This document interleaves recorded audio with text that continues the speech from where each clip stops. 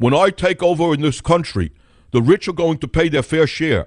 And not only will they pay their fair share, but I am certain that others will pay their fair share as well, especially those who have any money and anything they've achieved. They must pay their fair share because nobody has earned anything in this country except it was on the back of others. And so I think a minimum tax rate for those making more than $10,000 a year should be at least 98%, and I would make it graduated so people should not say that I'm unfair. Anybody making more than $20,000 a year should pay 99%. Anybody making $50,000 and up must pay 100% of their income as taxes. So you say, how are they going to live if they pay 100% in taxes? My answer is simple. Let them live like the others live with nothing. Let them go on welfare, food stamps. Let them see what it's like. I want fairness. I want equality in this society. And therefore, I think that fair taxes are the fairest way to go. And 100% is fair enough for anyone making over $50,000 a year. And as far as the millionaires and the billionaires, I tax them at 150%. So how are they going to live? Because they got plenty put away. They could sell their houses. They could sell the yachts. They could sell the cars. And they could empty the bank account. So 150% up to $10 million, 300% if you make more than $20 million, and then we'll have fairness in America. I would also take all of the street people from Black Lives Matter, and I make them all of my cabinet because they know how to make things run. They know how to deal drugs. They know how to sell. They know how to make a profit. They know how to buy, know how to sell. I'm going to put them into the Department of Human Affairs. I'm going to put them into the Education Department because they speak such fine English.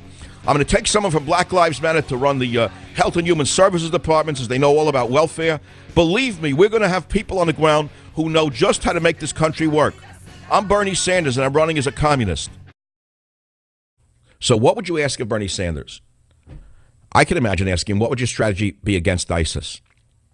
And I don't know what the answer might be. I can guess it. I believe that the reason ISIS is so vicious in their attacks against people is because of lack of economic opportunity. And if I become president, the first thing I would do is reach out to the head of ISIS. And although they hate Jews, I'm sure that they'll talk to me because I'm not really Jewish. I was born Jewish, but I am a non-practicing Jew. And as a non-practicing Jew, I am sure that the head of ISIS would certainly talk to me because I'm not really a threat to him, because I don't believe in religion or God. And as such, although he does believe in religion or God, I respect that very much. I don't respect it in my own religion, but I respect it in ISIS. And I would say to him, is there anything we could do economically to help you put down the knife and pick up the waffle iron? That's the first thing I would do, is try to help them get jobs in the needle trades in New York City amongst my many friends and my wife's friends, going back many, many years in the New York City needle trades. He sounds like a deli man. If you were to say to him, how's the tongue today? Here's what Bernie said. The tongue is always very good. And one of the reasons the tongue is good is because the capitalists are the ones who made certain the tongue is not as good as it was in Poland. I got to tell you, as good as the tongue is today, the tongue was much better years ago before the capitalists put too much brine in it. The pickles are pretty good today, but the fact is the pickles are not what they once were. America's pickles have gone straight downhill with the advent of the corporate structure and the corporate mentality. When this was a family-owned business, when pickles were made by families, the pickles were much better. And as a result of corporate welfare, I must say in all fairness, the corporate welfare has destroyed the American pickle.